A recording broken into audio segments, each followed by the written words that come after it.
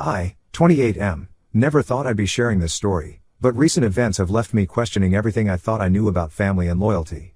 It's the story of my younger brother Alexis, 24M, and me, and how our relationship crumbled after years of sacrifice and struggle. Our story begins in a small, run-down house on the outskirts of Cleveland. I was 8 and Alexis was 4 when our dad walked out on us. I remember that day clearly. It was raining, and Dad had just lost his job at the steel mill. He and Mom had been fighting more than usual, their voices echoing through our thin walls. That evening, he packed a bag, kissed Alexis and me on the forehead, and walked out the door. We never saw him again. Mom tried her best to keep it together after Dad left, but it was clear she was struggling. She'd always been prone to bouts of sadness, but after Dad's departure, it was like a switch had been flipped. Some days, she couldn't even get out of bed. I started taking on more responsibilities around the house, making sure Alexis was fed, helping him with his homework, getting him ready for school. As the years went by, things got tougher. Mom's depression worsened, and she started drinking to cope. I'd often come home from school to find her passed out on the couch, empty bottles scattered around her. I'd clean up, make dinner for Alexis and me, and try to keep things as normal as possible. By the time I was 12, I was basically running the household. I started mowing lawns and doing odd jobs around the neighborhood to bring in extra money. We needed it. Mom could barely keep a job, and when she did work, most of her paycheck went to alcohol. Alexis wasn't an easy kid to deal with during this time. He was angry and confused, acting out at school and at home. I lost count of how many times I had to leave my after-school job to pick him up from the principal's office. But I never gave up on him. I remember one night when Alexis was about 10, he broke down crying, asking why Dad left and why Mom was always sick. I held him and promised that I'd always be there for him, no matter what. When I turned 16, I got my first real job at a local grocery store. I worked every hour I could, juggling school and taking care of Alexis. It was exhausting, but I was determined to give him a better life than I had. I'd skip lunch at school to save money, often going hungry so Alexis could have a proper meal. There was one particularly rough period when I was 17. Mom lost her job again and went on a weeks-long bender. We were behind on rent and utilities, and I was worried we'd be evicted. I remember staying up late, poring over bills, trying to figure out how to stretch my meager paycheck to cover everything. Alexis found me crying at the kitchen table one night, overwhelmed by it all. Instead of panicking, he sat with me and helped me sort through the bills. It was the first time I felt like we were truly in this together. When I turned 18, I made the tough decision to move out and take Alexis with me. Mom was in no state to care for him, and I was worried about his safety. It wasn't easy, but I managed to rent a small apartment and became Alexis's legal guardian. I worked 2 jobs while finishing high school online. It was the hardest thing I've ever done, but seeing Alexis start to thrive made it all worth it. Over the next few years, things slowly improved. I worked my way up at the grocery store, eventually becoming a manager. Alexis settled into his new school and even joined the basketball team.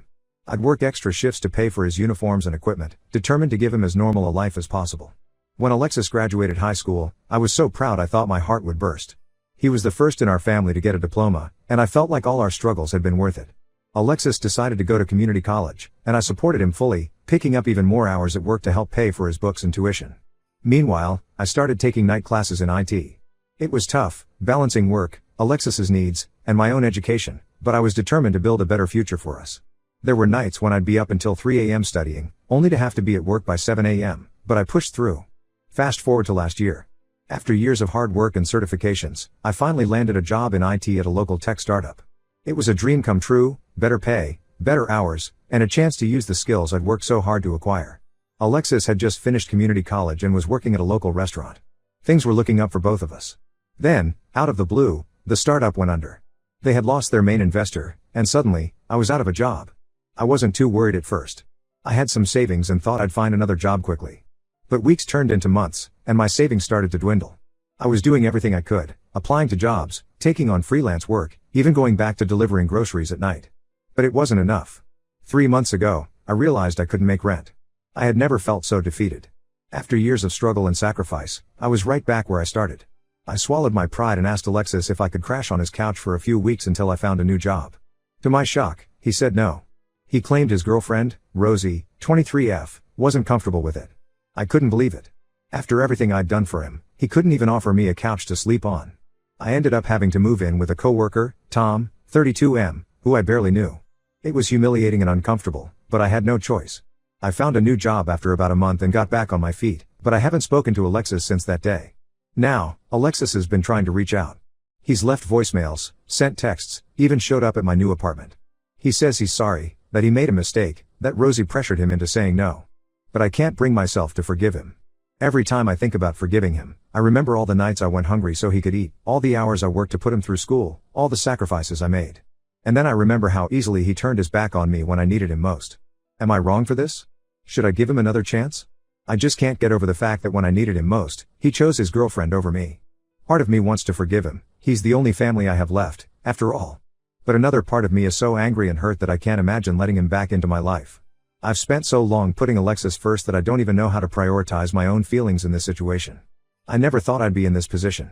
I always believed that the bond Alexis and I shared was unbreakable, forged through years of hardship and mutual support.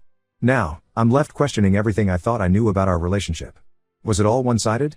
Did Alexis ever truly appreciate everything I did for him? Or was I just a convenience, someone to rely on until he didn't need me anymore? I'm lost and confused, and I don't know what to do. Any advice would be appreciated. Update 1. It's been about a month since my original post, and I wanted to provide an update on my situation with Alexis. First, I want to thank everyone who took the time to comment and offer advice. Your insights really helped me gain some perspective on the situation. After much consideration, I decided to meet with Alexis. We agreed to meet at a neutral location, a small park where we used to play as kids. I arrived early and sat on a bench, my stomach in knots as I waited for Alexis to arrive. When Alexis showed up, he looked terrible. He had dark circles under his eyes and seemed to have lost weight. For a moment, I felt a pang of worry, the big brother instinct kicking in. But then I reminded myself why we were here. Alexis started by apologizing profusely. He admitted that he had made a huge mistake and that he regretted it every day. He explained that Rosie had indeed pressured him into saying no, threatening to break up with him if he let me stay. Alexis said he was scared of losing her and made the wrong choice. As he spoke, memories flooded back.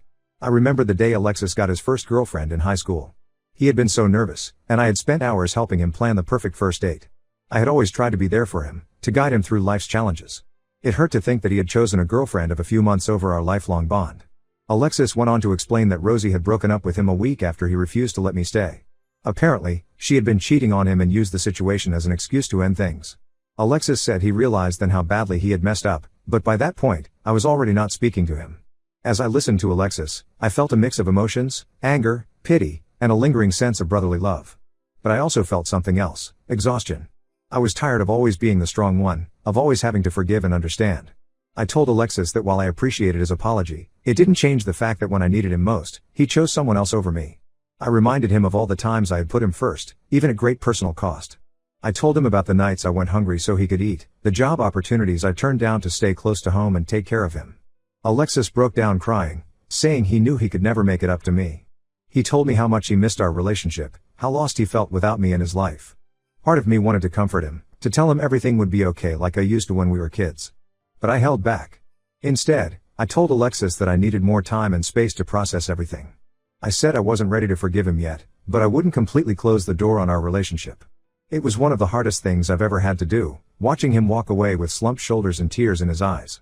In the weeks since that meeting, I've been doing a lot of self-reflection. I've started reconnecting with old friends I had neglected while taking care of Alexis.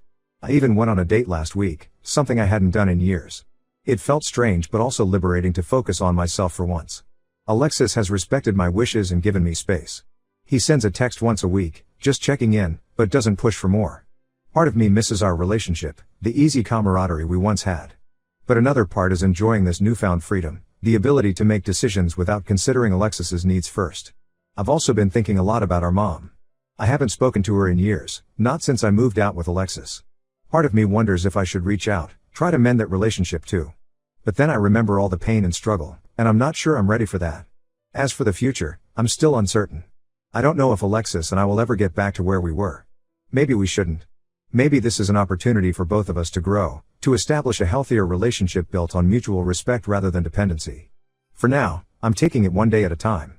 I'm focusing on my new job, on building a life for myself that doesn't revolve around taking care of others. It's scary and exciting all at once. I'm still hurt by what Alexis did, but I'm trying to use this experience as a catalyst for positive change in my life. I don't know what the future holds for Alexis and me, but for the first time in my life, I'm putting myself first. And it feels both terrifying and liberating. Update 2. It's been 6 months since my last update, and I wanted to share some developments in my situation with Alexis. Over the past few months, Alexis and I have slowly been rebuilding our relationship. We started with occasional text messages, then progressed to phone calls every couple of weeks. Last month, we finally met in person again for dinner at our favorite pizza place from when we were kids. Sitting across from Alexis at that familiar red checkered table, I was struck by how much had changed. We used to come here after his basketball games, me still in my work uniform, scraping together enough change to split a small pizza.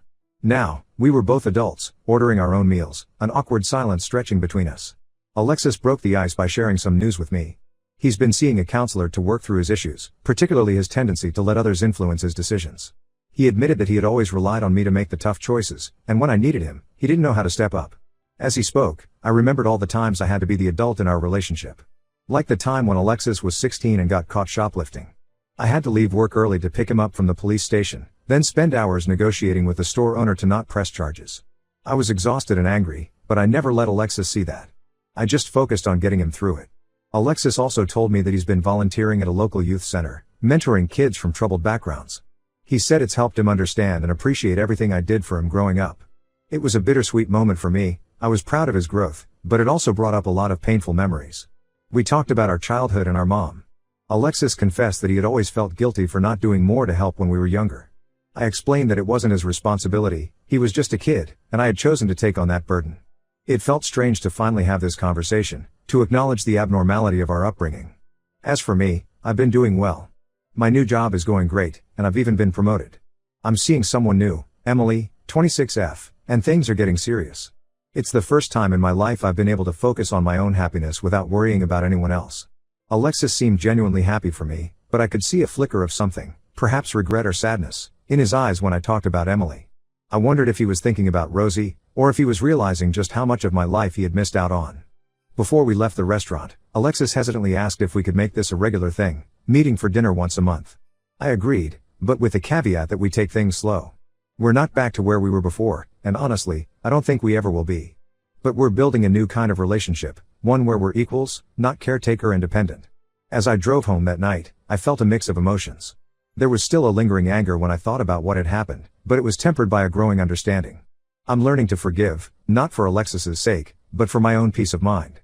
This journey has taught me a lot about the complexities of family relationships, about the fine line between love and obligation.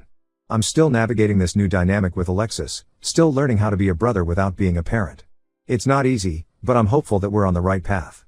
Update 3, it's been a year since my original post, and I wanted to give a final update on my situation with Alexis. Our relationship has continued to improve slowly but steadily. We've kept up our monthly dinner dates, gradually becoming more comfortable with each other again. It's not the close bond we once had, but it's a comfortable, adult relationship that works for both of us. Alexis has made significant strides in his personal growth. He's still volunteering at the youth center and has even started taking classes at the local university. He's studying social work, inspired by his experiences mentoring troubled youth. It's strange to see him so focused and driven, but I'm genuinely proud of him. Last week, Alexis invited me to watch him give a speech at a fundraiser for the youth center. As I sat in the audience, listening to him talk passionately about the importance of mentorship and support for at-risk youth, I felt a surge of mixed emotions. Pride, certainly, but also a twinge of sadness for the childhood we never had. As for me, I'm doing better than ever. Emily and I got engaged last month, and we're planning a small wedding for next spring. When I told Alexis about the engagement, he surprised me by asking if he could be my best man. Despite everything we've been through, it felt right to say yes. I've also started my own IT consulting business. It's been challenging but rewarding. In a way, the whole situation with Alexis gave me the push I needed to take risks and prioritize my own goals. Looking back, I realized that cutting ties with Alexis, even temporarily, was necessary for both of us. It allowed me to break free from the caretaker role I had been stuck in for so long, and it forced Alexis to stand on his own 2 feet. Our relationship now is different, but in many ways, it's healthier. We're no longer bound by obligation or guilt, but by a genuine desire to be part of each other's lives. We've both learned valuable lessons about boundaries, forgiveness, and the importance of self-care. There are still moments when the past creeps up on us. Like when Alexis asked about inviting our mom to the wedding, opening up a whole new set of complicated emotions.